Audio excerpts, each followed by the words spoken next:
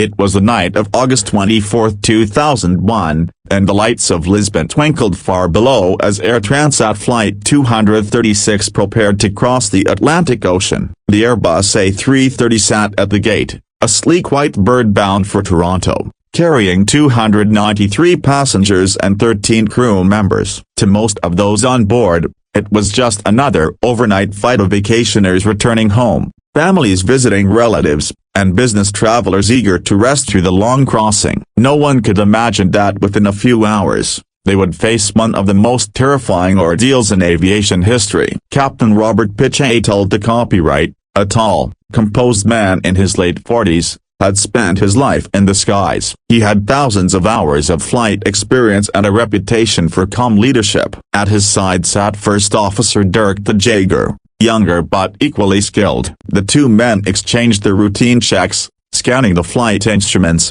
fuel gauges, and weather reports. Everything seemed perfect. The aircraft's twin Rolls-Royce engines purred steadily as the passengers settled into their seats. Flight attendants moved through the aisles, helping families find space for their luggage, reassuring nervous travelers, and closing the overhead bins. The Airbus lifted off smoothly into the warm Portuguese night. Below them, the city lights faded into darkness as the ocean stretched endlessly ahead. At 39,000 feet, the world was silent except for the soft hum of the engines and the glow of instrument panels. The crew followed their usual rhythm monitoring systems, adjusting course, and communicating with air traffic control. The flight plan took them along a northern route toward the Azores, a remote group of islands in the middle of the Atlantic, before turning west toward Canada. For several hours, everything was uneventful. Passengers slept, watched movies, or quietly chatted. But high above the Atlantic, in the middle of the night, something began to go wrong. Something invisible to the passengers but critical to the flight's survival.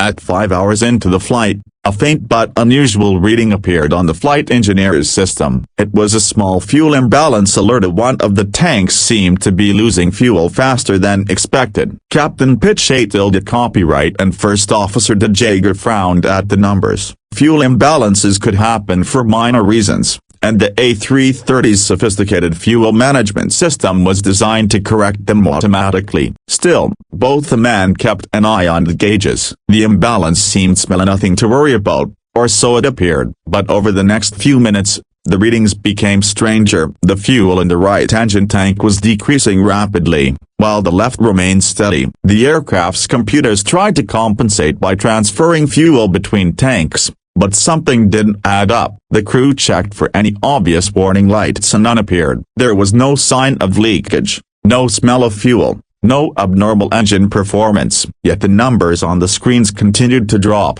Piché told the copyright and DeJager reviewed their checklists, looking for a possible explanation. Could it be a faulty sensor, an error in the system? They followed procedure. They manually balanced the fuel, keeping the aircraft stable. But as they did so, they unknowingly made a decision that would later prove critical. The right engine's fuel line had been compromised not by a malfunctioning gauge, but by a hidden mechanical problem. Earlier that day, maintenance crews had replaced a hydraulic line on the aircraft's right engine. During the repair, a small fuel line had been mistakenly routed too close to the new hydraulic line. Over the course of the flight, vibration and pressure caused friction between the two. Eventually, the fuel line cracked, allowing kerosene to leak out into the sky at a frightening rate of 1 gallon every few seconds. But in the cockpit, with no visible warning, the pilots could only guess what was happening. By now, the imbalance had grown severe. The pilots consulted with Air Transat's maintenance control on the ground via radio. The technicians agreed it might just be a faulty gauge. Following instructions, the pilots continued transferring fuel to correct the imbalance without realizing they were unknowingly pumping even more fuel into the leaking system. The situation quietly worsened. An hour later, as Flight 236 crossed the midpoint of the Atlantic, the smell of kerosene began to faintly drift through the cabin. A few passengers noticed but assumed it was normal. In the cockpit, the pilots began to sense that something was truly wrong. The fuel quantity readings continued to drop faster than any calculation could explain. Piché told the copyright requested a diversion to the nearest airport, Lades Air Base, On the island of Terceira in the Azores, about 150 miles away, the crew turned the massive aircraft slightly south, beginning a gradual descent. Then, without warning, the right engine flickered and went silent. In the cockpit, alarm screamed. The right engine had flamed out as starved of fuel. The Airbus lurched slightly, the loss of thrust pulling the plane to one side. Piché told the copyright and DeJager worked quickly, running through the emergency checklist. The left engine still functioned,